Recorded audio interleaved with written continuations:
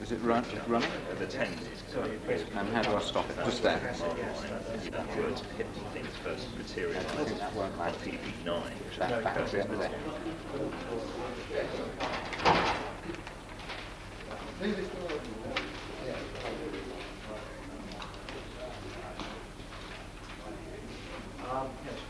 seems to be doing a lot of series setting outside. Right, we are our obligatory 5 minutes behind the published time, plus giving everyone a chance to arrive who wants to arrive. I'd like to welcome not only members of the Computer Conservation Society, but a number of members of other societies to tonight's presentation, which is by Charles Norrie, who's not actually an engineer, but a chemist. I assume not a pharmacist, one of these scientific type people. But Charles became interested in the Totalisator as a result of a visit to Harringay Dog Track in its last days of operation, where I believe we didn't actually turn a profit. I don't think any of us won that evening. He's actually a computer man by sort of experience, having worked on the Friendly Argus and the Elliott Automation 4130 and IBM 360s and the PDP. So in fact we have a representative of I think all our working parties here giving a paper on an electromechanical device, so I think we're quite good. He also possesses a PC but needs a printer. At the moment his printouts come from an Amstrad fax machine, which actually is an achievement in itself. And he also possesses a Wang programmable calculator, he says, so he has excellent provenance to speak to the Computer Conservation Society about George Alfred Julius and his automatic totalisator. Charles Norrie. Thank you. Thank you, Danny. I think he remembers that visit to Harringay in 1987. The problems of uncertainty have had a fascination for the early pioneers of computing, especially making sense or order out of uncertainty. Babbage was interested in life assurance and in game theory. Turing had a wide variety of interests: game theory, gambling systems, poker, and Bayesian statistics.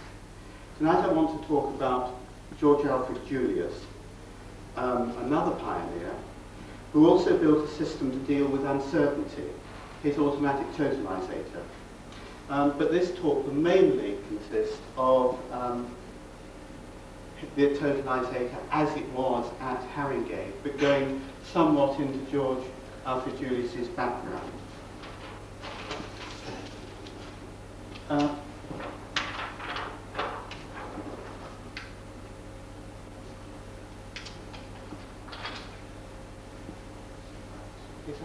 No, thanks to front. That's back to front. Yes. Could we have the lights, please? Shall I switch it? Yes, thank you. George Alfred, Harringay Stadium, it was on Green Lanes. You can see that's not the North London line, that's the line over to Tottenham there. There's a tramway running up Green Lanes there. It was closed in 1987. It was just north of Manor House Station and a victim of the extended twilight of greyhound racing caused by the growth of other leisure opportunities, starting with independent television, I should think, in 1955. And also rising land values, which made attractive alternative site uses. Today, it's a Sainsbury's supermarket, no sign of a dog track left. Ironically, it was the decline of dog racing that preserved the Harringay totalisator. Had the track had a long-term viability, the machine, George Alfred Julius's totalisator, would have been upgraded in line with apparatus at other greyhound racing association stadia. Now, we're going to go forward. We're looking at the stadium there. The area we're interested in is not quite visible on this, but is here. Oh, that's back at the front.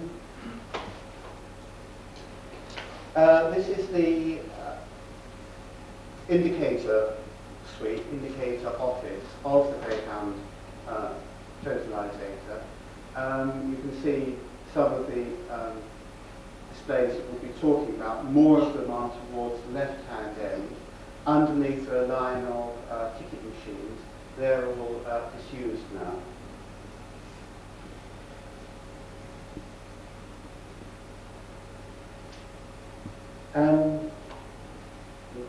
Let's go just inside, behind the Totalisator surface there, and we have a view down.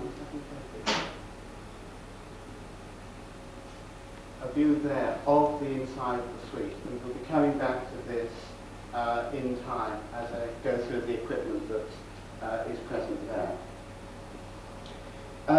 But first of all, I'd like to go on about what a totalisator is. It's a machine to carry out the pari mutuel bet, a bet invented by Monsieur Euler in France in 1872 and promoted by him.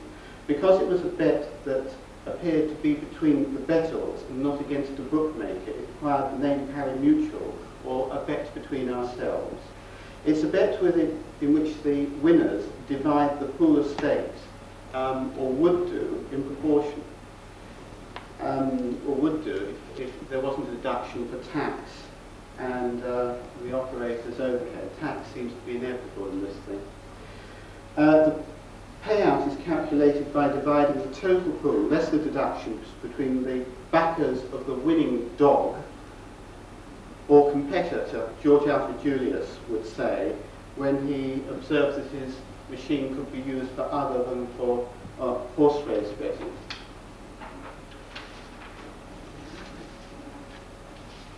I've got here a little calculation of upside down again.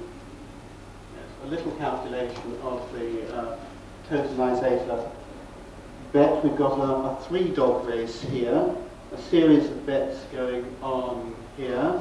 That is the rise of bets on each dog, and we calculate a set of odds over the other side by dividing. Does it focus? Doesn't focus properly. Is that better? Yes. Sorry, I'm a bit short-sighted. Naturally, while there's zero money going in on a dog, there's an infinite odds ratio, and we can't actually state an odds. The example below shows what happens if we manage to take some tax off, or the operator's overhead. One aspect of the tote bet is that the ticket issued to a bettor, or the punter, Julius preferred the word investor, does not need to say what the payout will be if his choice wins. It is an entitlement to be paid out at a rate depending on the monies taken before the race starts. That means a complexity it would have been difficult for a mechanical computer to have achieved. For fixed odds is avoided.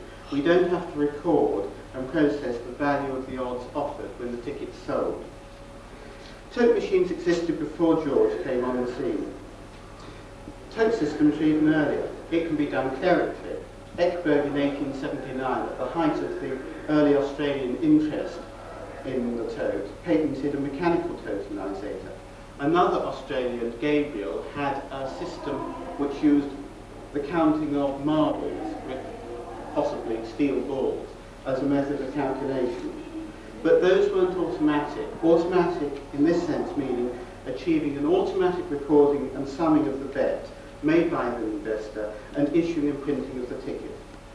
It's also important to bear in mind that there can be and many sorts of totalisator bet, provided a tote can deal with all the combinations that can be betted on, and there are a series of rules for determining who are the winners and how they should divide the pool.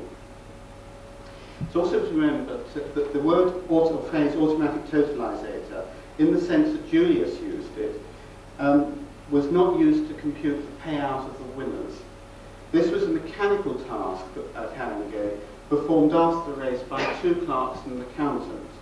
Modern systems do, of course, perform this last stage automatically. It should be stressed that the Haringey Totalisator isn't in any sense a one-off. The machine's widely used throughout Australia and America, where it was known as the Australian Tot, the British Empire, and even France. I've got here a picture of, quite a famous picture, of it's from a postcard. I'm sorry about the holes, now was what I photographed it off. It's been put in a file.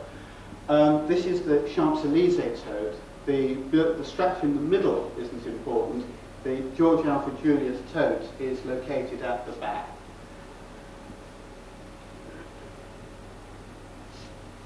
Relatively speaking, they do not appear to have been expensive.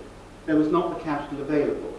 Haringey Stadium was constructed on the Haringey Dumps, waste left over from the construction of the Piccadilly line. Greyhound racing, though it tried hard to emulate the styles and forms of horse racing, was no such thing. This was betting on the cheap. Though Julius negotiated with the syndicate for their introduction on the racecourses of England, he was not successful, as the Jockey Club would not permit the Tot. Nevertheless, they relented to the extent of permitting the Automatic Telephone Company of Liverpool to build one at a cost of £2 million in the 1930s. A Julius machine would have costed thousands. The Tot in England seems a particularly low-cost operation, though other machines appear in elegant and stylish buildings.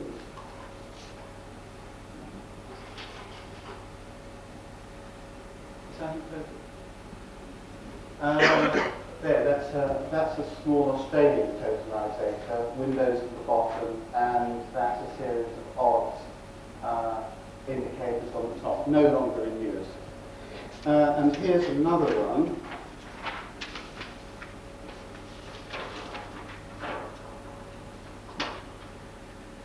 This is Royal Randwick in Sydney on a busy day, sometime in the summer of 1930-something.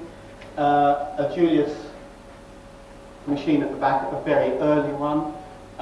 It's for a win bet with 42 horses, and the structure in the middle has indicator drums to indicate the amount of money going on each of the 42 horses. Haringey was one of the early stadiums to be equipped with a Julius Totaliser, taking advantage of the amended Betting Houses Act. Presumably the government regarded it as a way of generating revenue. The Chancellor of the Exchequer, Mr. Winston Churchill, had no particular respect for greyhound racing, describing it as animated roulette. The Haringey machine was probably constructed in Australia, and we've got some pictures here of the sort of conditions. This is in fact a picture outside Julius's factory in Sydney, and you can just read the words automatic and totalisator there. And looking inside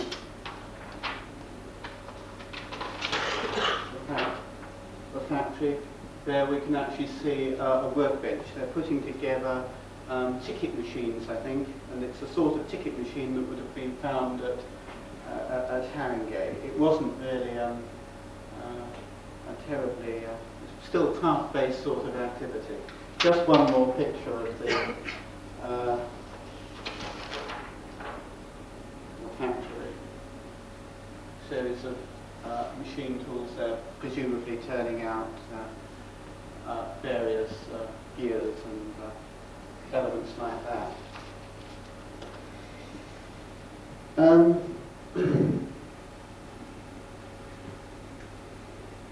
There seems to be some indication that Julius was constructing machines for the English market. There's some reference on some pictures I've seen to an English machine.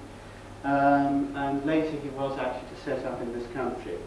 Now before I turn to the Haringey Totalisator and aspects of the machine, I'd like to spend a few minutes talking about the background to it. Australian betting with George Alfred Julius.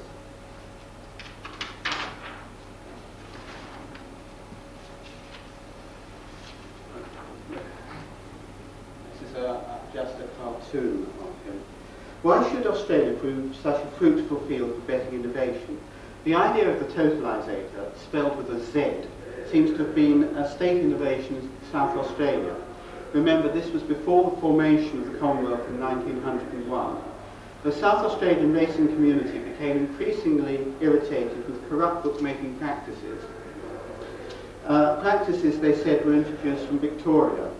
Holding that most robust of Australian investigatory devices, a royal commission, they proposed the pari-mutuel betting system as used in France. So a bill was introduced in 1879 into the South Australian Legislative Council to legalise the tote and curb the, quote, welshing, unquote, and corrupt bookmaking. Strenuously opposed by religious group lobbies on the grounds that it would promote betting rather than regularise it, they were to be proved correct. Legislation made it the books by one vote. Success was followed by reaction and nemesis, and the tote was closed down 3 years later, only to be revived for the 1888 season. Victoria was laggard and introduced the tote only in 1930.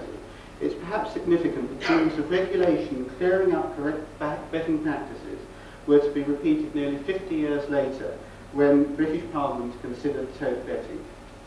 George Alfred Julius, engineer, born 1873, died 1946, Sydney, Australia. The son of the rectory, his father was a Christian socialist with a bent for engineering. One anecdote has him, that's the father, as a curate in a poor parish, unable to raise money to mend the turret clock, taking it apart, boiling the parts in oil and putting it back together again. Not being able to find preferment in the Church of England, the family moved to Ballarat, Victoria, in 1884 when George was 11. This is actually the church where the father, now Archdeacon, operated from.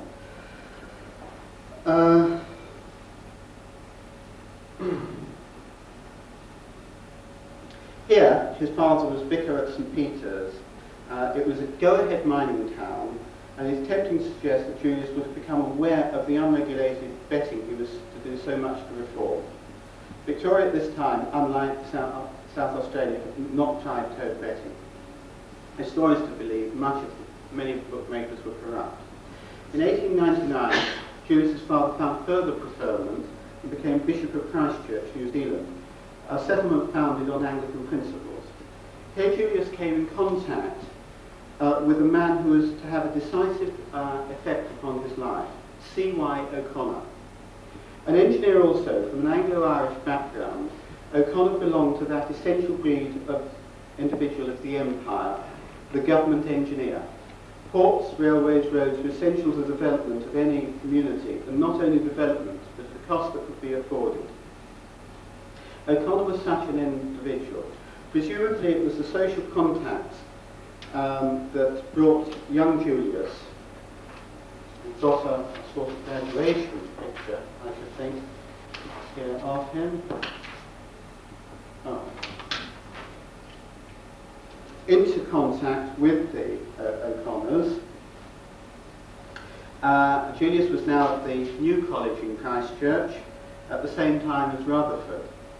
And at this age, Julius's talent with engineering must have made an impression.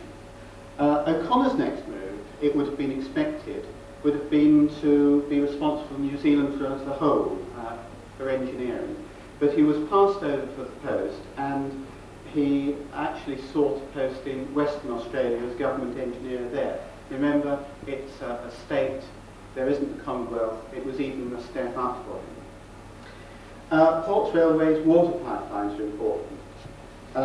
The port of Fremantle for import and export, railways to develop the state, especially its valuable timber resources, and the water pipeline for the recently discovered Kalgoorlie goldfield. Julius, on graduation, was recruited by O'Connor and was recruited in the railway workshops at a premium salary. And again, that was his Fremantle railway station.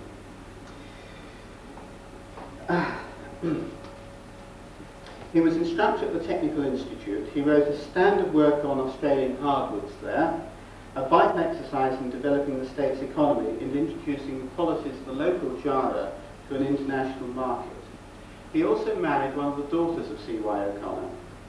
But C.Y., as he was universally known, committed suicide, depressed by public outcry at the speed of railway development. Sometime after this, Julius quit government service and set off for Sydney to form his own engineering partnership. But he was careful to note retaining the right of private practice. As it can be suggested, protected his totalizer work and suggests that even at this early stage, Julius had anticipated it would be commercially important. His initial reason for coming to Sydney seems to have been a project to investigate problems with the defective electrical and mechanical installation of the Sydney power and lighting scheme. However, sight should not be lost of the fact that the Totalisator was a minor aspect of a very busy business, engineering and political life. Julius was one of the most influential engineers in Australia in the first half of this century, a man who could not join an organisation or take part in something without being involved in running it. To put the toes in its context, I'd just like to sketch the rest of his life in Sydney. He founded Julius Poole and Gibson, a firm of engineering consultants, and that by its name suggests that Julius wasn't the most unimportant or junior partner. He became a lecturer at Sydney University. He designed and built one of the first tall buildings in Sydney. It's called the Critical Chambers buildings there. It is Cullawalla Chambers, sorry. It was taller than any other building in Sydney. It caused a rumpus with the town council, but it was built. Partly because of building high buildings, his firm became noted for lift work.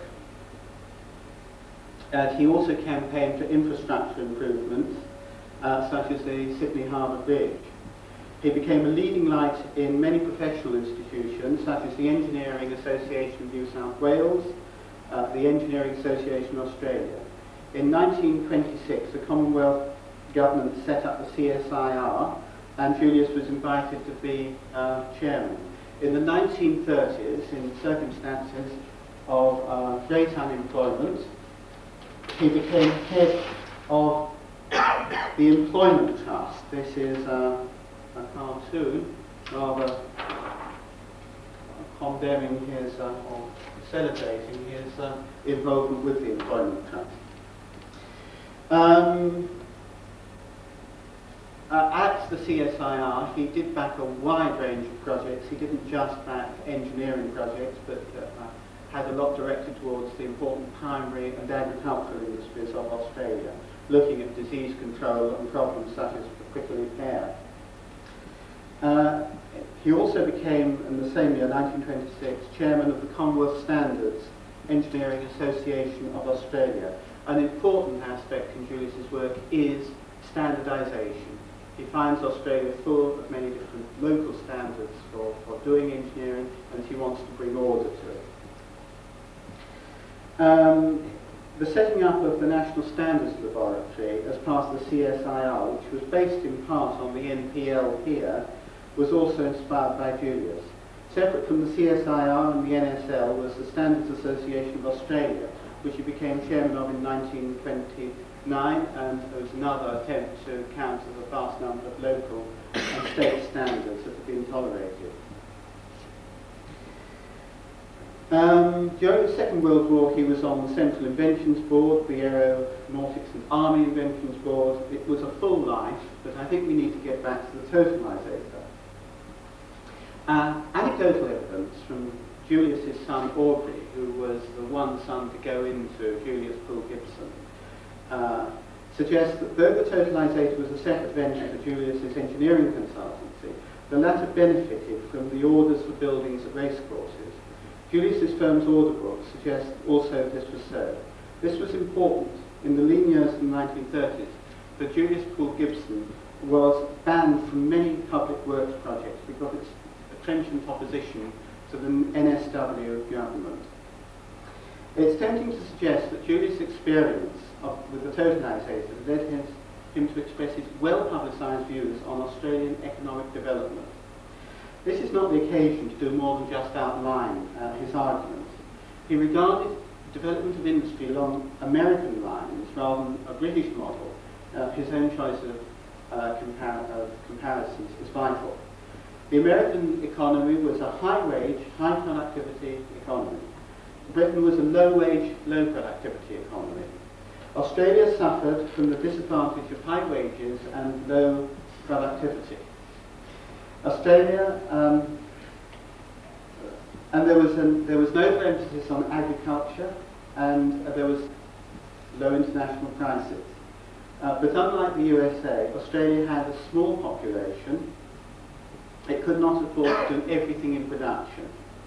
At that time, Australian trade policy tended to protect indigenous industry, indiscriminately protecting both efficient and inefficient firms, both people who manufacture for the home market and exporters. Julius felt that Australia should move towards more selective policy on imports rather than protecting all domestic industries, permitting the remaining efficient firms to benefit from the redistribution of skilled labour. Such firms would tend to be bigger, and the leak of skilled labour to small, inefficient firms would be curbed. He chose New Zealand as a model. Electrical goods, for example, attracted a low tariff in New Zealand as it was recognised that New Zealand could never possess a broad electrical goods industry. Its population was just too small. It was while he was in Western Australia that Julius began to patent devices for his Totalisator. At this point, I must confess, he's not been able to go back to the original Australian patents. They're indexed with annual renewals, statements of claim, and the like. From the earliest inventions, there are separate patent registers for each of the states, as a Commonwealth-wide system had not been introduced. And even today, indices and the patents themselves are distributed between the state archives and Australian archives. So I've relied on UK patents. It's some indication of the extent of Julius's vision, even at that early date, long before real commercial interest had been expressed, that he went to such lengths to protect his inventions. It's clear even from the first patent that Julius had grasped the idea, the important idea of betting, and that's the one of simultaneous demand, people wishing to bet at exactly the same time. Hence, in choosing areas for monitoring the sales, application of the machine, he proposed applications would have a similar kind of simultaneous demand. Voting was one. Another was sales in a department store. As sales happened, individual departments would ring up the sales, and there would be a grand total for all the sales across all the departments in the store at the same time. In this, he anticipates computerized in-store stock management systems that began to be only feasible in recent years. But he was stuck for alternative uses, though he claimed in 1920 that a Julius machine would make an excellent ticket-issuing machine for an urban railway, as it provides secure accounting and did not require holding the stocks of pre-printed tickets. Alas, the Julius Railway Booking Office remained a dream. And why Julius? Julius's background in the church does not suggest a milieu that would be particularly conducive to betting or totalisators. There is no evidence to suggest that Julius was interested in betting himself. Several anecdotes indicate that he never betted at all. But he married into a family well known for their support for the turf, C.Y. O'Connor possessing a number of racehorses which, quote, invariably wore Irish colours, unquote. They suggest that there might have been a distance between Julius and his father, the bishop. One of the standard anecdotes recounts that when the Ellerslie Tote, which was the first in Auckland, New Zealand, was to be opened, his father, who was now Archbishop of New Zealand, asked to be shown over it by his son.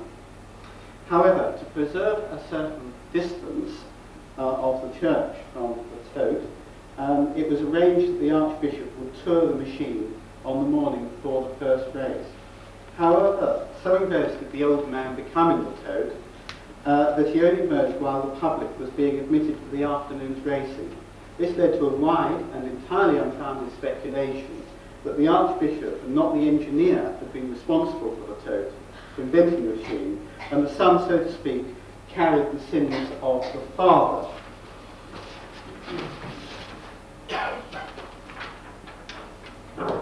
And here is obviously some comment, I think probably from the 1930s, of the disapproval of the church for Julius's and the bishop's activities. Now, I'd like to go on to the problems of the tote bet now. I'd like to, and for anybody who wants to automate it, because tote betting only gives bettors a starting price, there's no incentive to bet early. Indeed, there are considerable disincentives. As betting takes place, the bettor can obtain an indication of the sort of price or odds he will end up with at the start of the race. The ideal time to bet would be to make the last bet before the traps are open. Of course, betting must cease. In the full knowledge of the odds that are available for all the previous bets, and of course, you've still got to modify the bets you would get in the light of your own bet, which will be added in. As all bettors will tend to want to do this, the demand for bets rises as the time of the race draws near, and the flow of bets becomes faster and faster. Contrast this with fixed price odds, where the decision to bet early is sometimes made in the light of an objective assessment of a dog's probability of winning. It's certainly in the tote operator's interest to service this demand as efficiently as possible, for his return is a fixed proportion of whatever has been staked in total. And so I'd like to move on to the elements in the machine that makes this possible.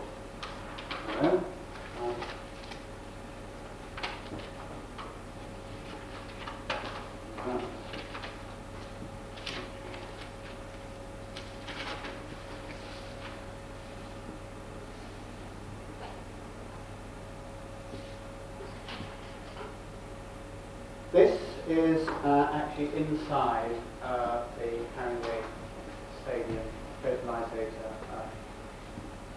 indicator room there. And the elements of the Julius machine that we're going to be particularly concerned with are in the middle, the run of tables where the bet's being added on. To the right-hand side are the commutators or the rotary compacts where bets are being brought in from ticket machines outside.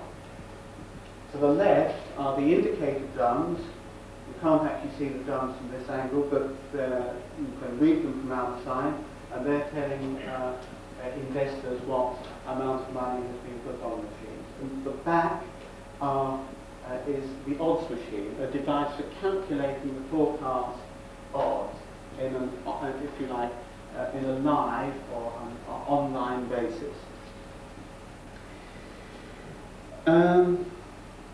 The Haringey Julius machine was a typical Julius product, representing about 15 years of development and improvement. Taking the elements in chronological order, as shown by the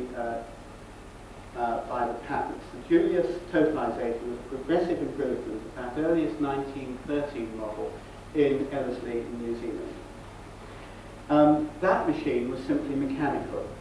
Julius seems to have had some doubts at an early stage about an electrical installation, and he did not invent or use electricity until he devised a suitable means for ensuring that when a ticket was issued, it couldn't actually be issued unless there was a positive registration of the bet that had been made at the same time. Julius rather regarded electricity as permissive, whereas he thought of mechanical operation as positive. I think that points to an interesting feature of Julius's background. Was it his railway background with its requirement for interlock signals and absolute reliability, did that influence him? After all, he had 2 previous Australian patents for interlocking telephones. The next bit to go on to is the need for simultaneous betting. This is the crucial bit, and we're first going to look at Julius's first attempt to deal with simultaneous betting. And this is elements of the Julius machine. Epicyclic clearing drum display, the ticketing machine, the commutators, the accumulator tables, the display drums, and, as we've seen, the odds machine. Here we've got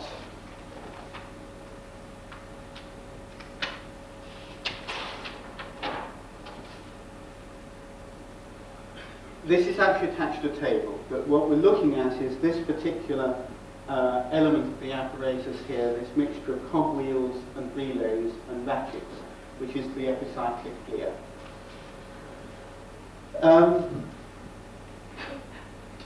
It was successful. The only alternative, even in 1920, that he's suggesting was this marble system that Gabriel had invented. It was used to drive the accumulators, it was used to drive the display drums, it was used to drive the odds machine. We've got some examples here. Here it's driving a table. Here is the same sort of epicyclic machinery driving display drums. All these pictures are from the South Museum at Wilton. This, in fact, is the machine that operates the odds machine. We've got this epicyclic mechanism here that's being used to drive it. We'll have one more back to tables. Right.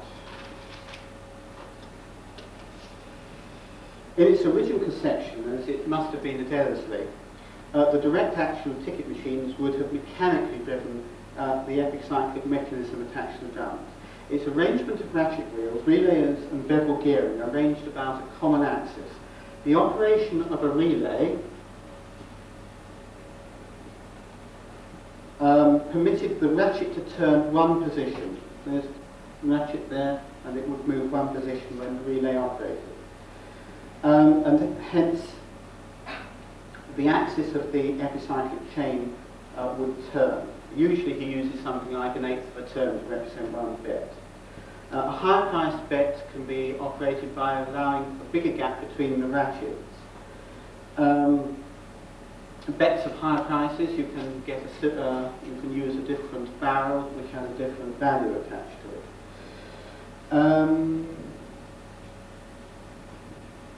This rotation was transmitted by bevel gears through the adjacent ratchets, which are all on the common chain, to the common chain, or the common axis. Hence, the ratchet and bevel gear mechanism have a double function. The bevel gears would rotate with the ratchet as it operated, but they themselves would transmit motion independently. And that's where one's got the secret of the ratchet mechanism, because one ratchet can be operated at a long distance from, if you like, the device it's driving, and the motion is transmitted through, and the other ratchets can be operated in their turn, or as wanted, not in their turn, as wanted throughout, and the motion is transmitted right through.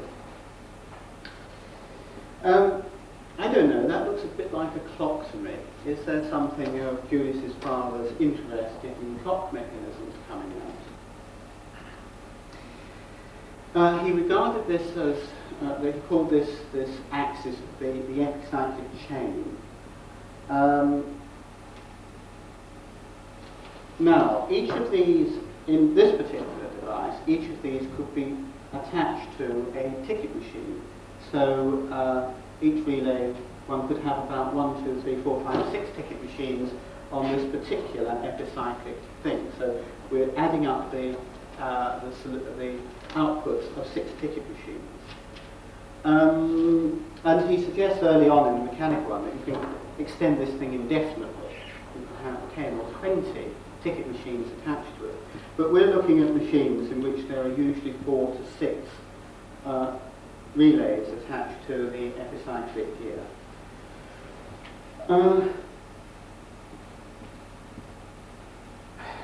A mechanical system wouldn't really, as Julius found, and it must be the success of his mechanism, couldn't meet the needs of the speed of tote betting, and other techniques were needed.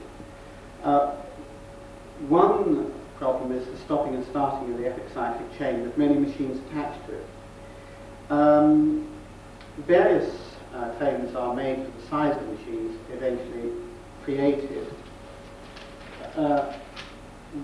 The one at Champs-Élysées, Julius is claiming that there are 600 ticket sellers.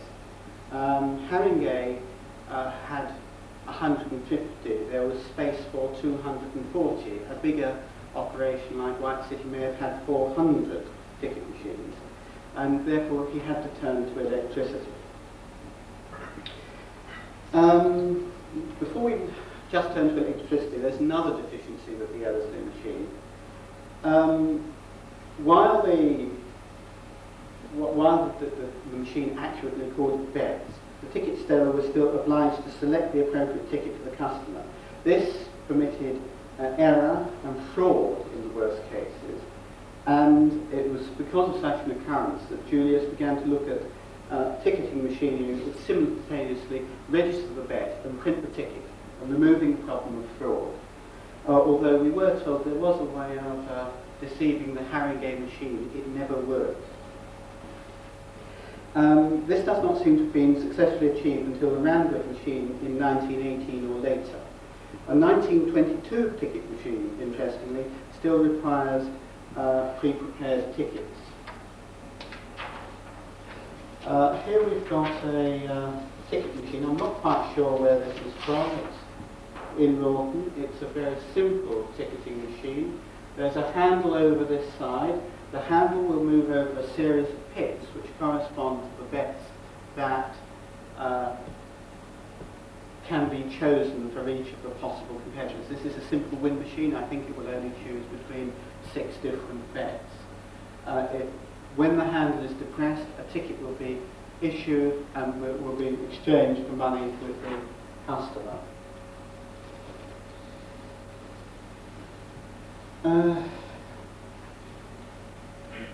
The Haringey machine covered 3 types of bets for only 6 dogs. Contrast that with 42 horses at Randwick in Australia. But there was a win bet, a place bet, and a forecast bet. Later examples may well have handled Quinella, Duella, Trifecta, and the other complex splits beloved of the betting community.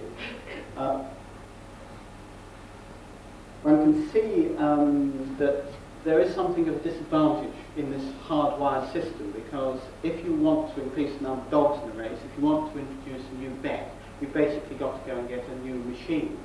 It's not programmable in any sense whatsoever. So, Julius wanted to electrify.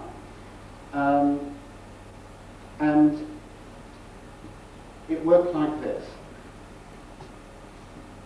The ticket machine became connected to, and here we've got a lovely pattern diagram of a Julius ticket machine. This is that in purpose? These are from these are from Julius's original patents. Here's the tram time handle. Here's the printing machinery coming down. He does produce the most lovely engineering drawings.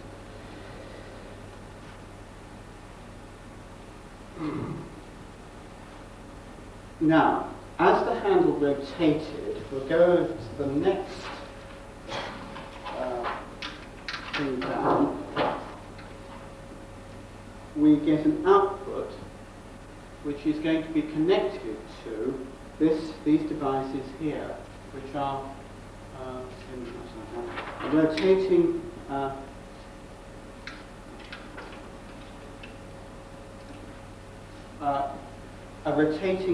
selector. and we're going to connect several of these ticket machines together on them. If we look at that here, we've actually got the relay system with 3 ticket machines coming in and a series of, I suppose these are the commutators slightly shown slightly differently, and here are the relays coming out. So what we're being able to do is, instead of having one relay on the adding machine connecting to one ticket machine, we can connect several ticket machines to one relay. That's a saving.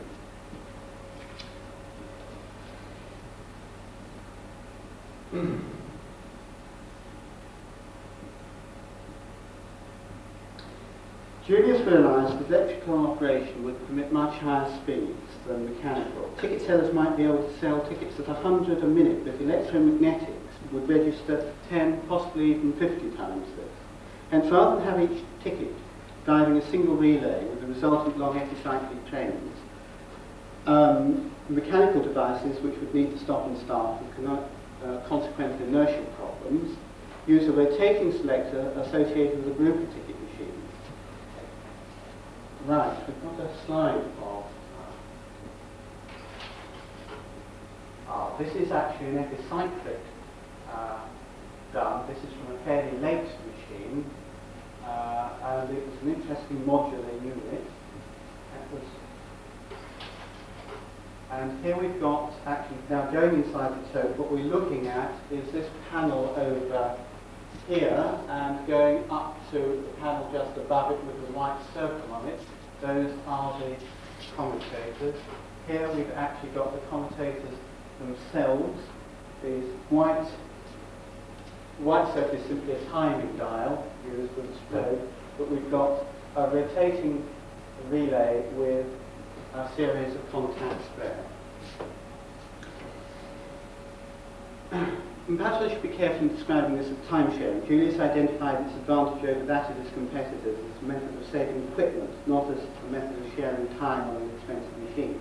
It was necessary to drive 2 separate relays for each machine, one on the grand total machine, one on the individual dog machine, as they were termed.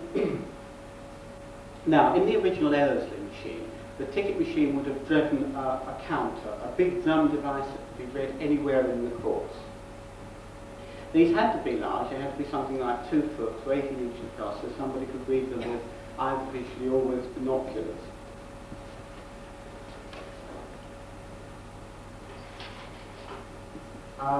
This is just the cabling equipment that is at the back of the Julius commutator machinery.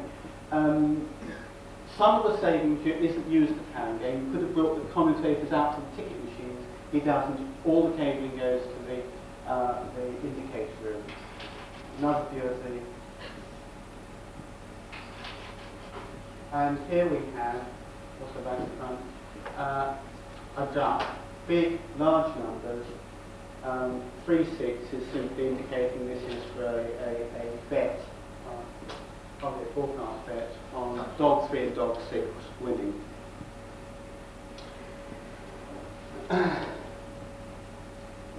In fact, these are important because they're the only legal output device required by law. Any odds was simply in addition, but interestingly, nobody ever used this equipment, so it's required by law to state how the betting is progressing. Harringay had 2 sets of drums at its time.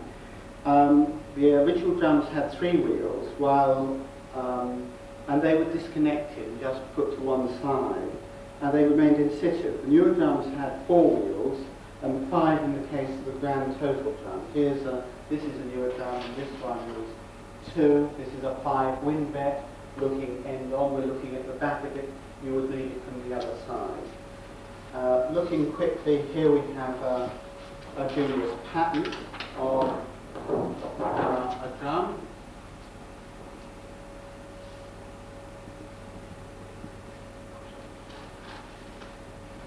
He hasn't actually got the epicyclic here. This is simply the drum mechanism.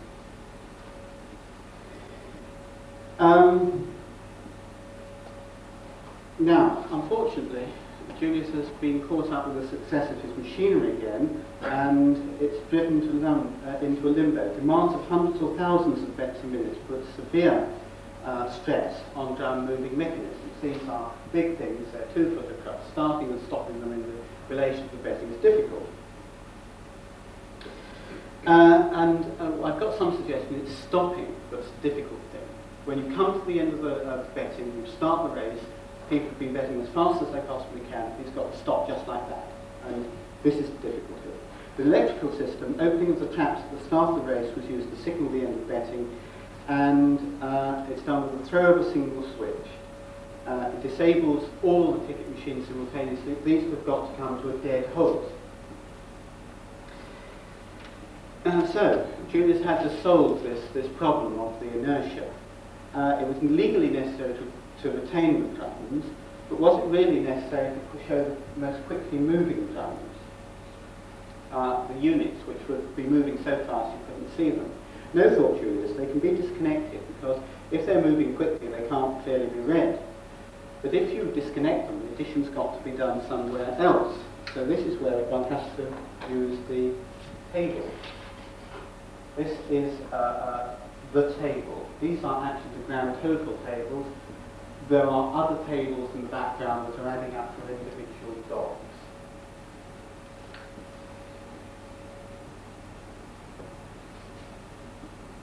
Rather than feeding the roasted output of the epicyclic train to a drum requiring to stop at start as needed, feed it into a storage system and then process output at a steady rate. So what we're doing is we're going to put the irregular input of bets into one end of these barrels, I think it comes in this end, and then we're going to unload them at a steady rate, smoothing out an irregular flow. The storage mechanism would have a lower inertia than the drums, and the steady unloading of the bets would cope with the severe changes in demand at the start of the race. Of course, in the process you get a bit behind where the betting's currently reached, but never mind. So the bets wind up a swing in this barrel and unload it at the other end. Then you can deliver the output in a number of ways. You can deliver it onto drums, you can deliver it to other barrels like this. Ticket machines, we could have in fact many barrels to distribute the adding over many machines. So rather than have one point of the apparatus where you're putting a lot of stress on, distribute the addition, keep the number of the epicyclic chains small, and one gets to a setup. This quickly is just the unloading side of the George of the accumulator table. Unload, have a series of drums like this, side by side, built up into a table. And so we've got a whole series of relays at the top where ticket machines are coming in through their commutators, and the betting information is being unloaded at the far end. From that you can drive the rest of the equipment smoothly and efficiently. So, the display drums really indicate in some ways the state of the accumulator table a little behind time. Could this be described as a mechanical buffer?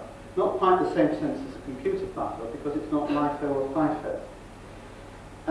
The most important regulating device was a speed device. I'm not sure we've got a copy. I might have something on one of the slides. Yes, the speed device under there. I've just found out he uses DC machines in England. He's been using AC machines in Australia. This gives him more control of claims. And the machinery also incorporates a series of sophisticated devices. This is the unloading side, going closer, which these little red tabs will cut out if you try and unwind it, and that will disable all the ticket machines, and you won't lose a bet.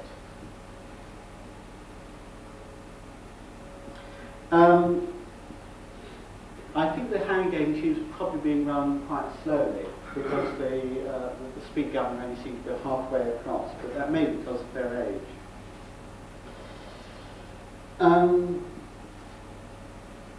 Now,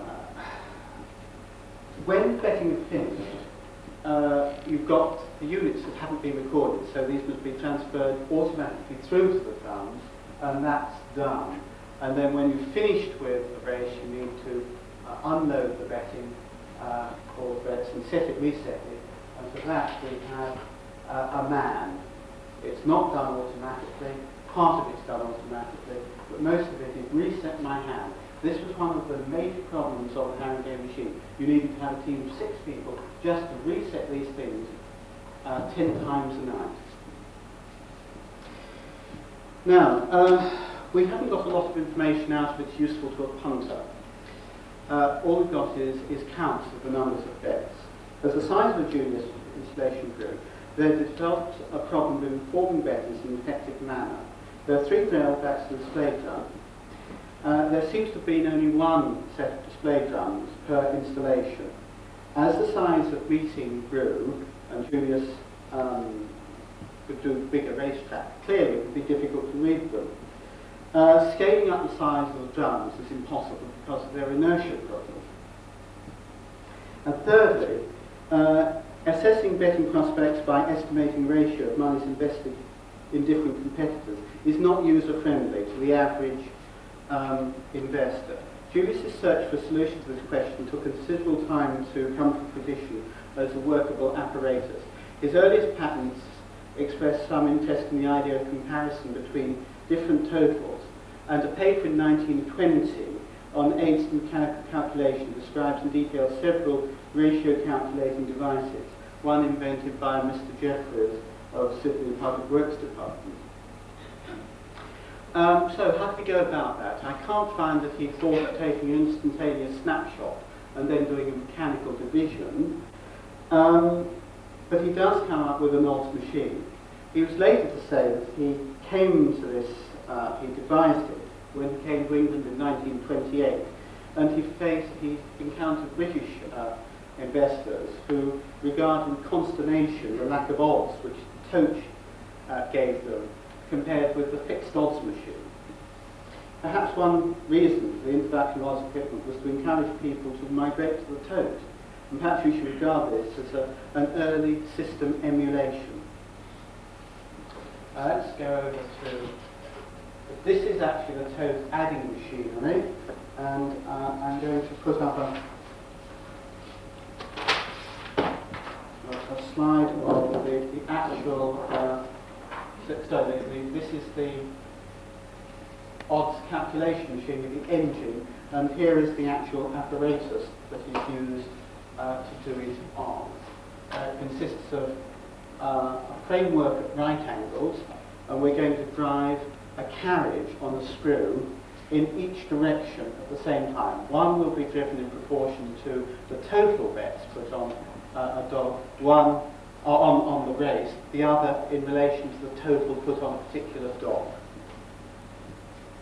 And then we're going to join these carriages together and calculate the angle, and use that angle as a measure of the instantaneous odds.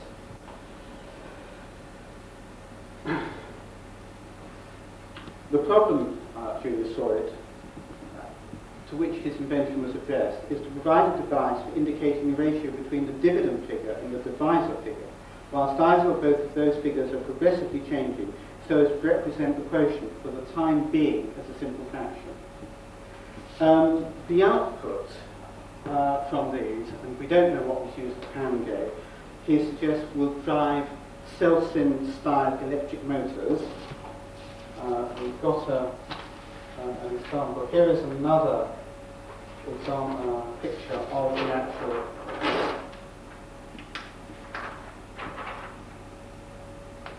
odds equipment. We're looking back through the machine here, and one, I'm not sure, I don't think this is actually that thing as an angle is not actually the angle I'm looking for, but there is in there a hypotenuse that shows one the amount of the current odds position. And here is Julius's patent diagram of the same thing. And if I can just find it, this is what the output would have been sent to. I don't know whether this was a test installation or not. But here we actually have 3 odds indicators. You notice they're not proportionately, they're labelled between about nearly 0 odds round to a very high figure. And underneath is actually a total, I think, probably for the number of bets put upon a particular race.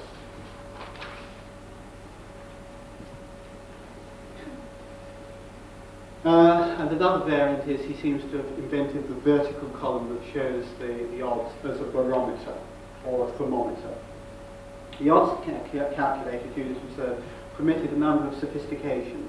Both betting tap and operators' takes are expressed as a percentage of the total pot. So representing the total take is simply a question of turning the lead screw for the grand total proportionately slower by gearing. Similarly, place calculations where the first, second or third positions get different proportions of the pot can be similarly generated.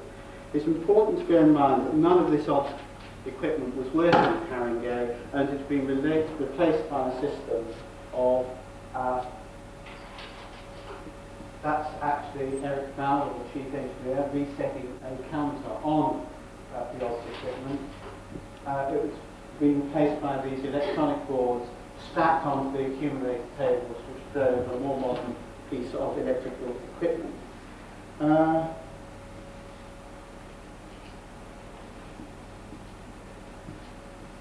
Now, do we have time for the video still? Yeah, you think, right, we've got here now a little video that was made in 1987 by Andrew Keane, who I think is here this evening, at Haringey, and I really want to just get the following thing out of it, I think, and that's the increase in betting as it progresses at the stadium. Can I put these off for a second?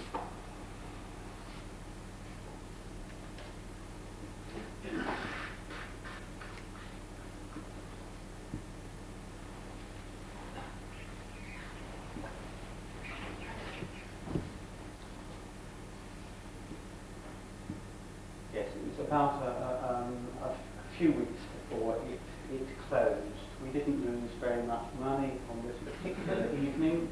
And there actually you're seeing an odds of this is actually generating the odds off the odds machine, but on a modern display. Here we're actually looking down is there actually a soundtrack with it? And yes, it's a technical fabrication. Oh, well, right. This, of course, is what it's all about. The investors are not terribly interested in what is happening behind the suite at the back there. Dogs are being loaded into these traps. Trap number 3, we've come to a different set of bars, trap number 4. There goes the hare.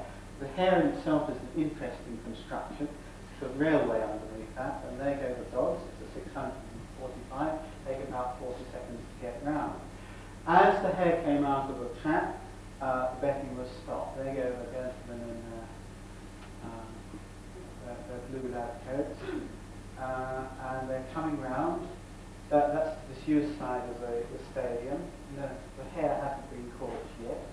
The hare man was actually the highest paid man on the course because it really ruined it very stiff. In fact, the hare got caught by a dog. And that's the photo finish equipment. That was another thing that automatic totalisators were into. Whether they invented this one, I don't know. This is actually the hare man. And it's not actually to do tote. And we'll go into the tote in a minute or two, I think.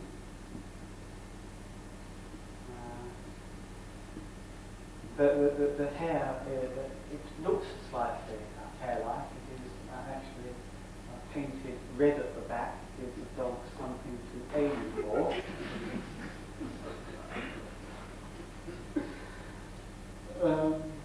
Haringey has some interesting course records. There used to be one of the Greyhound Grand Nationals there, but when we were there sad, very empty. The last night was quite fun. Now, okay, we'll get on to the total machine. These are actually the ticket machines. Those are ticket rolls going in, discarded ticket rolls unpaid. As you can see, it's a hive of activity and ticket sales. Presumably they're waiting actually for the payout here, because they're responsible not only for taking the money in, but for paying out the winning ticket.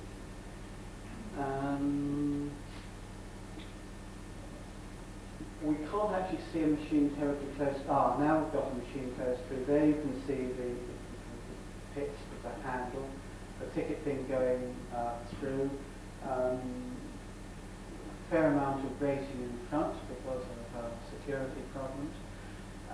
Greyhound Racing Station had a dedicated staff who turned up all the time. See the many bets that are doing and the speed with which a bet can be issued. So you've got possibly 50 or 100 people issuing bets simultaneously, still a large number at that particular day.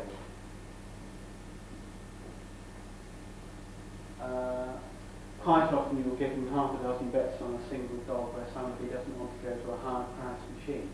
Because of the way in which the apparatus is set up, while you can get every bet at a particular machine, you can't get more than one prize. This is actually looking right way around this time at the indicator board, the ticket machines underneath. This side over here is actually telling you what's going to happen in the next race. Lovely lot of overhead machine. We look from down. That's in fact the odds machine at the back.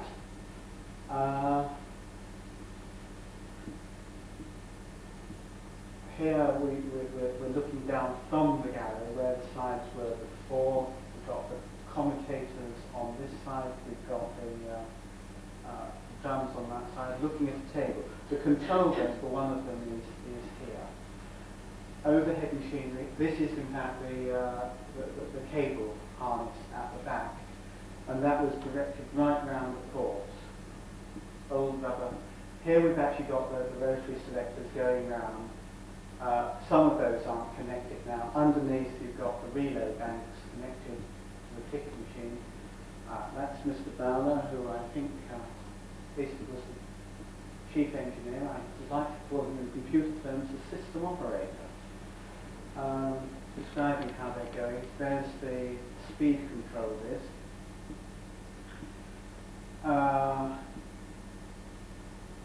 Yes, I think you get about 8 connected. We tried to find one of these relays moving.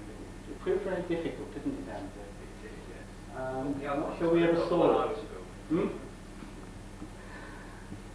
And here we've got some of the drums, 6-wing. Here, 9 shafting to drive epicyclic gearing, which drives the drums. Now, can you see some sort of chain-like device in the middle that separates the, in fact there we've got it. The units drum on this left-hand side stays still and the other drums begin to move. If you take off sides you can begin to see the bets coming off and being unloaded onto other parts of the machinery. A beader counter, which is the one which will actually be used in red to calculate. This is the odds machine with the place, and there's the win odds machine. They didn't have one for forecast. I think it would require too much machinery. Part of, I think, the accumulator table. I'm not sure whether this is in the front room or the back. No, it is in the front room. It's one of the grand total tables.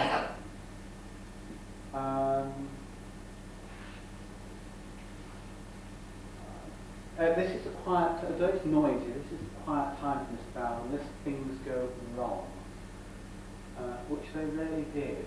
We were given the failure rate off the top of the head of 1 in a million. I suspect it was a good deal less than that. Still waiting for numbers. That's 100 going up on the accumulator. As one can see, it's not being heavily used for carrying day. But if we had the sound tap, you'd begin to hear the noise becoming louder and louder and louder as we got towards the This is one, I think this is called forecast control extract. This is grand total cable effect. The light is actually controlled. No, that's not interference, that's machine. And each of those clicks is in fact a relay operating the ring fast cable. Place down total. That bell is the tap opening. That handle stops the bedding. Those are the units being put back into place.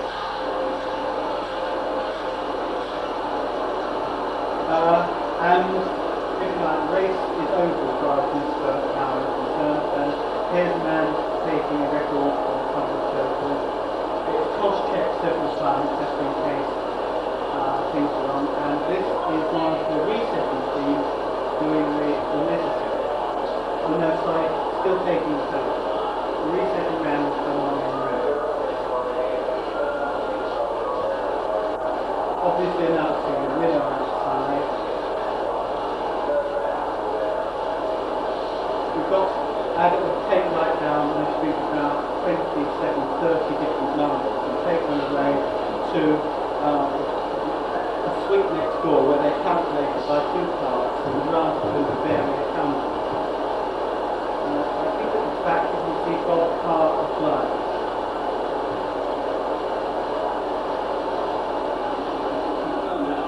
Right, he's taking off some odds. They don't stop the overhead sounds, the overhead line sharpening, just keeps running throughout the time. He's actually a drum resetter.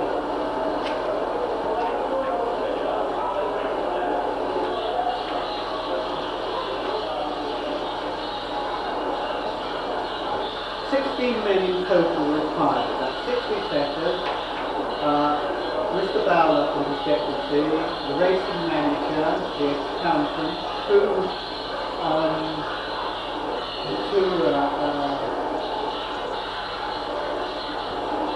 payout calculators, and some specified people who go around and add things up. 16 people is a lot, but replacing it was more expensive. That's why we're doing it, why the system survived it.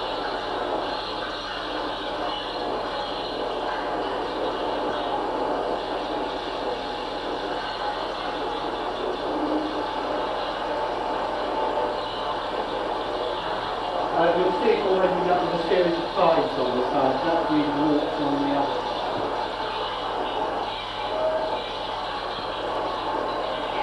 Okay, at the moment the payout is actually being calculated in treatment, so I'm not sure the film will show it or happen with it. Check the pace, please. Someone's being cyclic. Done. We're ready to start betting on the next day. And there it goes.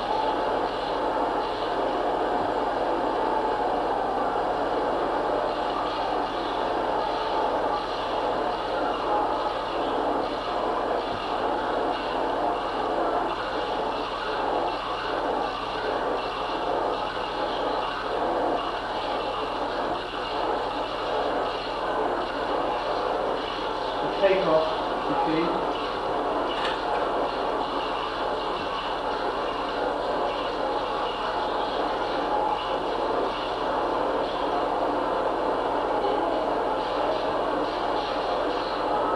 Here are the barrels on one of the ground filter machines.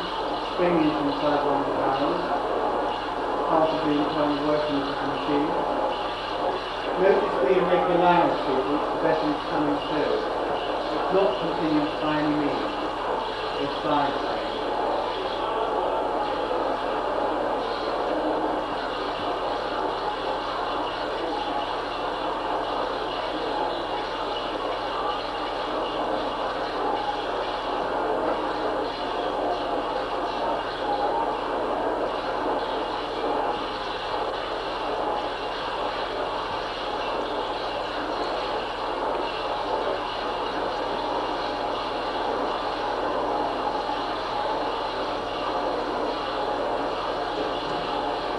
beginning to get rather noisy as the number of bets increases.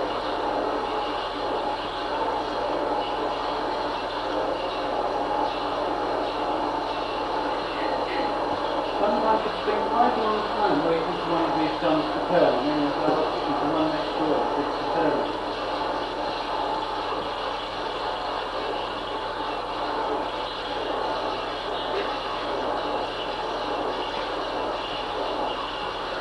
And there is the whole wall of the machine, of the gun. Randwick has 42 of those guns. Other machines.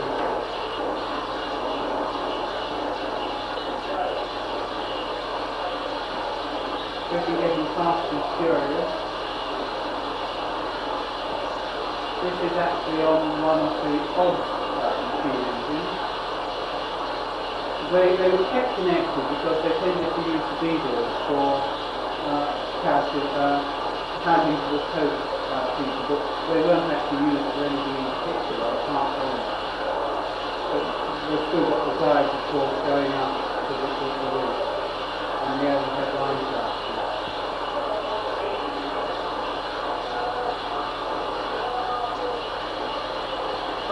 Now, that looks very much like an odd indicator that wouldn't have been available to the public, that one, probably an internal one that's just been left over from, I haven't actually noticed that before.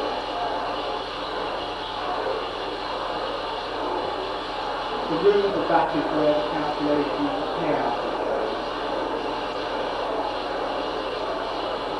The energy machine is simply full of bits of bicycle chain like that.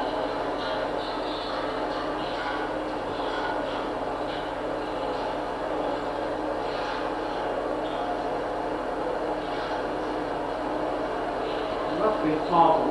I can't think of a harder way to do division than this.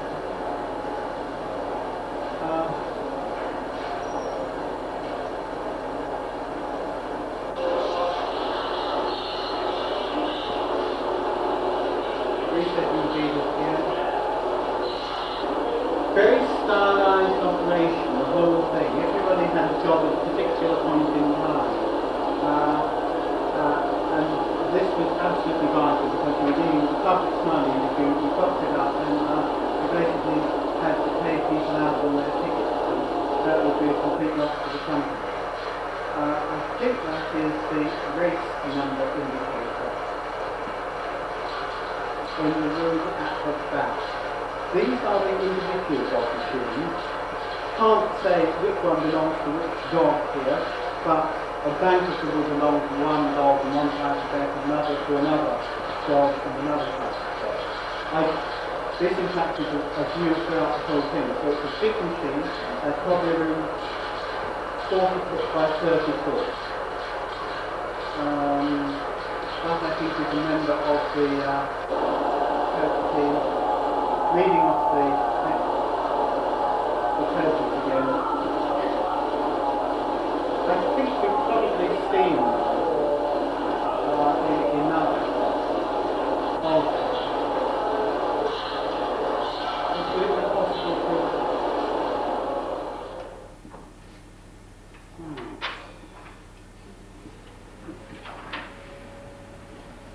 to... Okay. That's the machine. I'd just like to finish up to ask what was the Julius Tote. I'll be right in calling it a computer, as it has many aspects that suggest that it was.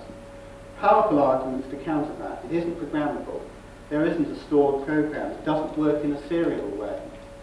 There's one paper that gives a considerable insight into Julius's thoughts. It's addressed to the Institution of Engineers, Australia, in 1920, entitled Mechanical Aids to Calculation. Its subject is a matter wide enough for a book.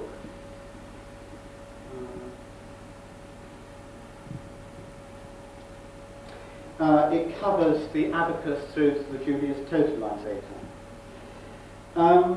He analyses the characteristics of many calculating machines, and he turns his attention to somebody I think we would regard as central to the computer tradition, he discusses Charles Babbage's difference engine, and he quotes, and I'd like to say it, I think it's quite useful.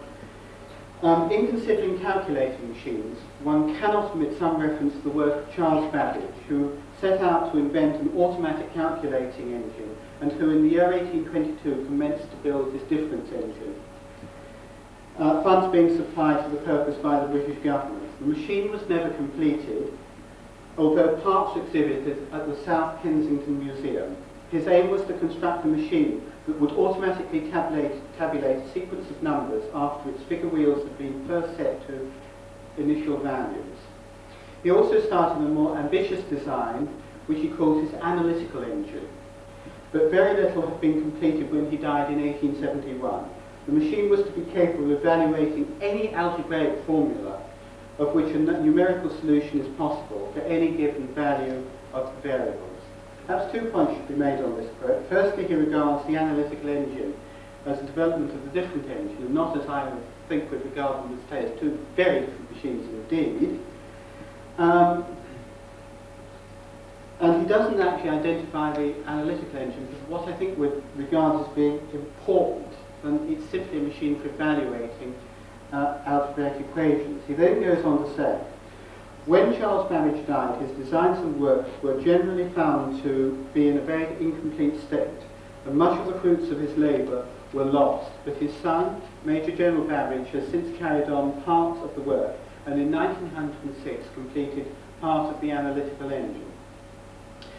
This is perhaps the practical engineer and inventor of a commercially successful machine, passing comment on a government-subsidised and marketed, and in his view, I think, failure. It's also worth contrasting their modes of work. Babbage would not do that which he would employ somebody to do for him. Julius spent as long as he could in his workshop attached to his home. Julius was a practical engineer, earning his living in the practical business of finding solutions to time and budget requirements. Julius goes on to identify what he sees as Babbage's failure as the difficulty of obtaining accurately cut gears and machine work generally. These, it seems, are typical and unexceptional criticisms of Babbage's work at that time, as might be expected from an engineer, and suggest that Julius had no insight into the revolutionary nature of Babbage's work. Indeed, Julius was keen to draw distinctions between his and Babbage's work and other calculators. Simultaneous operation, he writes. Of recent years, however, another problem has come forward to meet which it has been necessary to devise an adding machine that can add numbers transmitted to it from several operators, even if those operators transmit their records precisely at the same moment in time. Simultaneous operation is what distinguishes a Julius machine from others. It remains an interesting question, but one I hope that is not going to be answered in the negative, this is after all the CCS, as to whether the Julius Totalisator should be considered a computer. Certainly some of his inventions look uncannily like electromechanical solutions to common computer problems, but he lacks any empathy for the Babbage machine. He seeks to differentiate his work from that of Babbage's, unlike those early electronic computer pioneers who discovered the forerunner of their invention in Babbage's work. Secondly, I'm not sure that there was any major impact to Julius's work upon the later development of the electronic computer. I've not come across any, and perhaps others have. But it's surely not fair to blame Julius for simply holding the conventional views of his age about the Babbage machine. There are many aspects of a modern computer that are not contained in the Julius Totalisator, but then I think that there are many that are. Modern computers use techniques that embrace both the Babbage and the Julius machine. In that sense, we ought to regard the Julius machine as an important forerunner of the modern computer, despite the fact that Julius reviewed the Babbage machine critically. At the same time, it's certainly unfair to describe Julius's work as a failed computer. Julius said, and we can agree with him, that his machine was designed to meet a highly specialized requirement, the counting of a large number of pulses in a very short time, from a large number of inputs. Not really addition, but simply numeration. In his 1920 paper, Julius claims that one could process the results from up to 1,000 machines at a rate of 4,000 counts a second. What other machines achieved this in 1920? Could any other machine computer handle transactions as well as that for many years to come? specific commercial application, an evolutionary approach to development, sizable manufacturing runs to allowing him to amortise development costs, and standardised units built from largely standard parts ensure the Totalisator success. I'd like to just end up with a list of the parts of the Julius machine I think that we could consider as being possibly to do with computing, and possibly computer first. The simultaneous addition can be regarded as parallel processing. The accumulator barrel is a buffer. The odds machine looks a bit like emulation and simulation. In 1987, in Dora Swade's New Scientist article, he identified handshaking and polling, as shown in the rotary selectors and commentators. And finally, I think we've got the first example of a system operator. The chief engineer, George Eric Bauer, who could assign or unassign users at whim from his centralized control desk. Here too is an interesting example of technology transfer. Australia in the 1920s and 30s lacked the scale or breadth in its engineering industry to match on a broad front the existing engineering nations, especially the UK and the USA. Tariff wars protected a home market unfairly and unnecessarily in Julius's eyes, but a protected market alone would not create exports. By specialising, by finding a niche market, developing it and exploiting it, by a continuous process of development in response to those growing demands created in that market, and the corollary of timely protection of the invention against foreign exploitation, the Julius Toad succeeded. Thank you.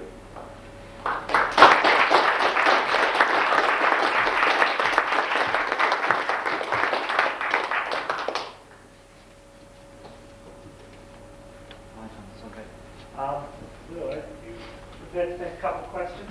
Probably a minute or two. Yes, I'm first going to offer an apology to students of engineering and Australian history. Hi, Adrian. I'd like to congratulate you on a superbly researched and presented lecture to start with. What I'm really interested in is that buffer arrangement. Do you know what capacity is in pulses? I've been asking that on this pass at the moment. Right. I think it's a very important thing. We could work it out possibly by winding them up to the point at which the pressure causes it to trip out. But I would think it would be something like a dozen pulses minimum. I think we'd need that sort of thing. That seems to be the key, brilliant innovation. You're comparing that machine with a computer. It seems to have far more in common with a data transmission network. The computing side is slightly peripheral with the multiplexing and the buffering. And the other thing I wanted to ask you about, which is how does the ticking machine know when its pulse has got through to the buffer? Because the relay on the commutator and the ticket machine must complete a whole circuit. Right. So the ticket machine is engaged, but at that moment you're still on open circuit. The commutator sweeps open and that gives you closed circuit. That'll drive the relays. Brilliant. Okay. So it is handshakes as well? Yes. Did we understand the buffer to be a kind of spring? You wound Yes. the spring up and then it unwound. Yes. And you had to get it to some completely zero state to make sure you had all the pulses. Yes, I'm not quite sure how that was done. I think there must have been some sort of pressure device to ensure that in fact you were going to be able to unload a particular pulse from it. So you wouldn't, if you like, get a pulse beyond that was contained. You couldn't get a negative buffer, so to speak. I know it was, if you saw next to the rod which was coming out, there was a electromagnetic clutch, and basically that sort of made contact with a steady rate, unload, made contact with a steady period. If there was energy in the buffer, then you would get an output. If there wasn't, it would just break. Answer the question. I was thinking of the economics of the operation. Typically, how much money was bet on the race? What order of magnitude? I would think in Australia, at the height of it, you would be thinking something £10,000 on a race. I have seen, I think, a reference to bets of £100 being possible. I think they probably were available to bookies to offload their fixed odds. That's my guess. But you're talking about very large sums of money going through it. You're talking about, if you look at that thing, you're talking about 4,000 bets possibly. On a busy day, you could get many more than that. So the operator's turn is 20% or something like that? Yes. Well, I think in this country, tax was 11% and GRA took 7%, something like that. Don has kind of... One was a question. You mentioned that you thought the Haringey tote was probably made in Australia. Yeah. And presumably because that's the first one installed here. I was wondering, the question is on what is that assessment based?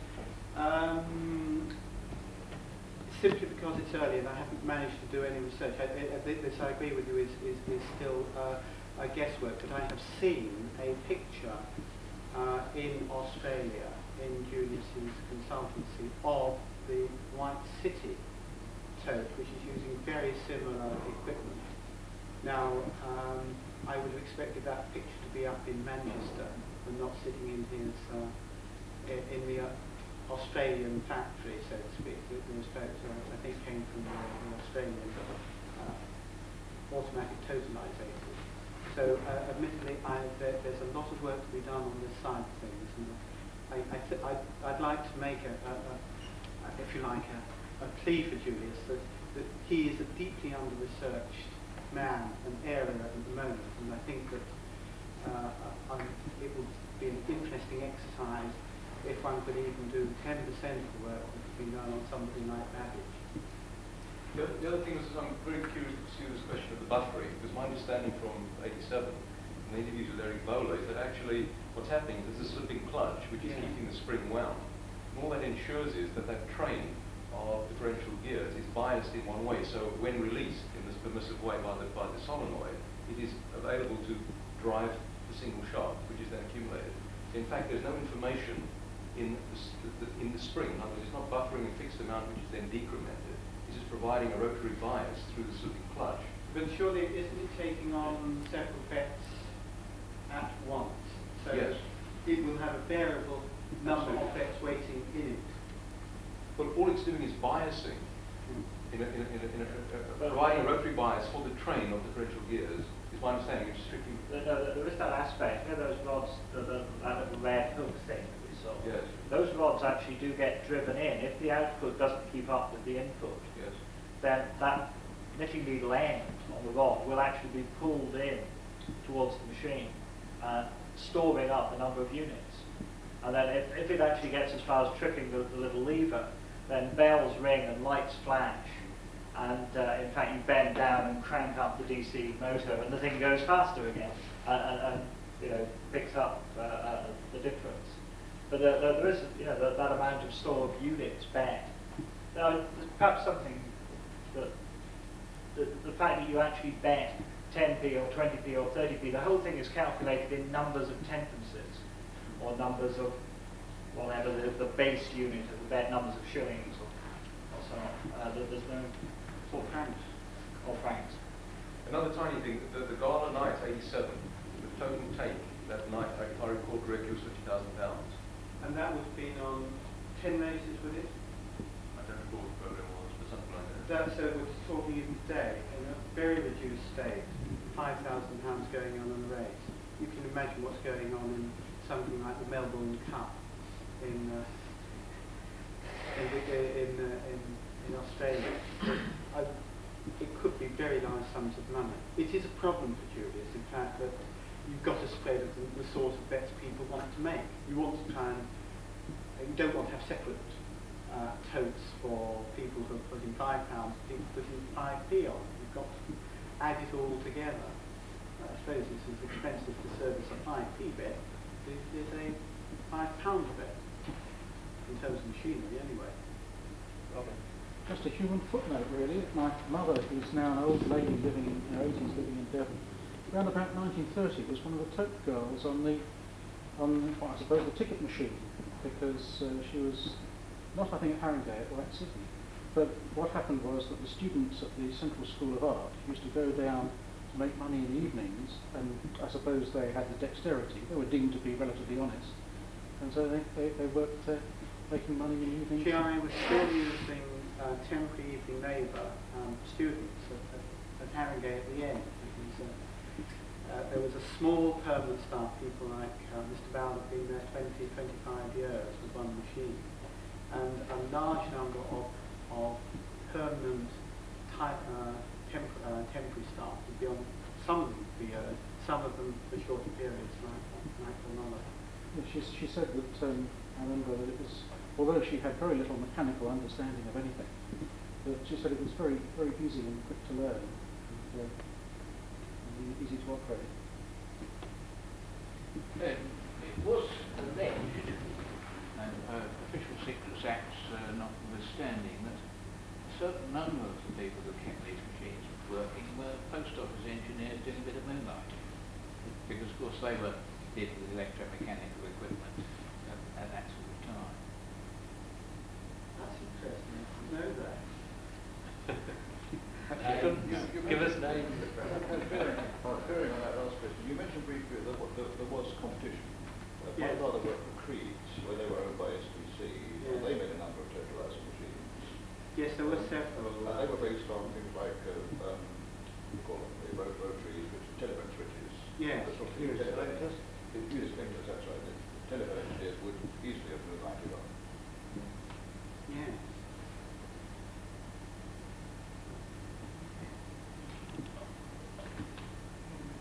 What is the interval in between each race that they had to This was an important thing. I suspect there is an optimum number of races to have in an evening, which gives you a sufficient number of time to take your money. If you allow too long, then people are simply going to spread out the time they need to take the money.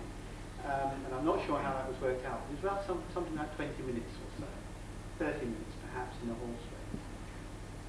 Dog was about, on dog races, certainly Harringay was about between 10 and 15 minutes. It was a short time. With larger numbers of runners, it was more. Yeah. You actually get the machine reset and then start betting again for the next one. Your problem is actually resetting the machinery and calculating the payout. And I think the payout overlapped with the betting on them. In fact, I suppose the hope of GRA was that you would take the winnings from that race and you would put them back on the next race.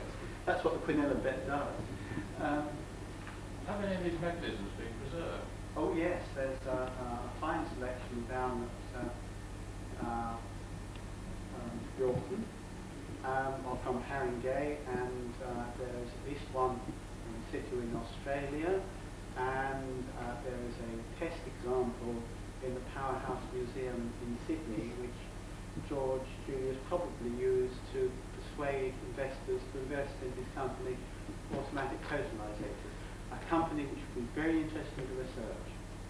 He definitely had some shareholding in it, but there was a lot of money coming into it, which funded the factory and presumably work in hand and stuff like that.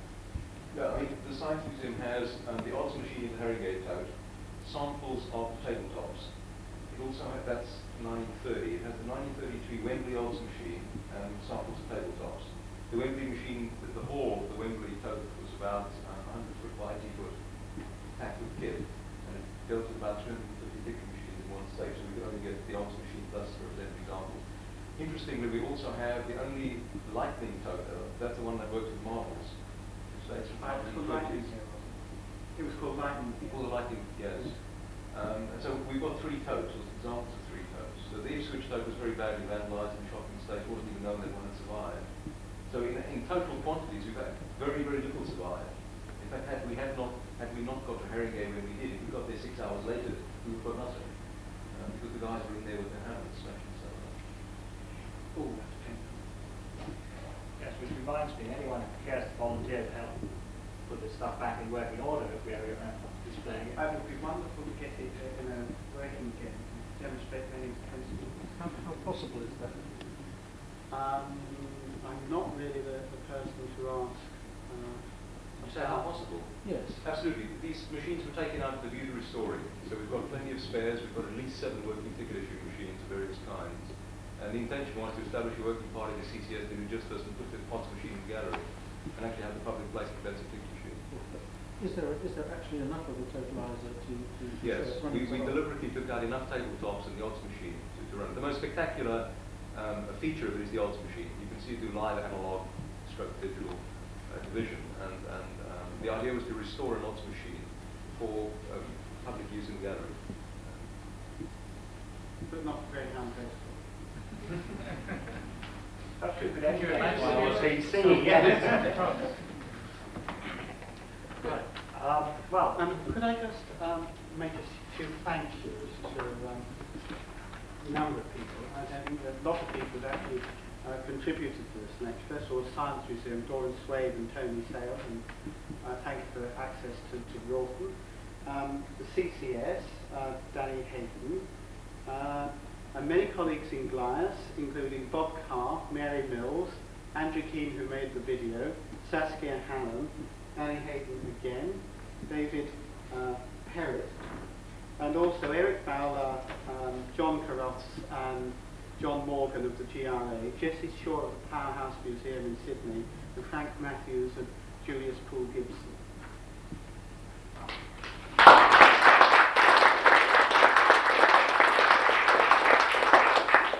I think Adrian actually said it all. I mean, we have to thank Charles as well for a mine of information brought to you from the 4 corners of the earth, literally, this evening on a subject which we've had under our eye for a long time and has needed to be gathered together and presented in such a fashion. Thank you very much, Charles.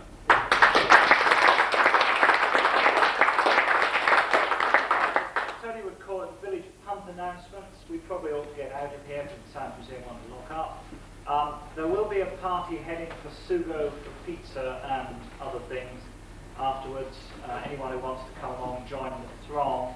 It's usually done by, sort of having a meal and dividing the answer by without an odds machine.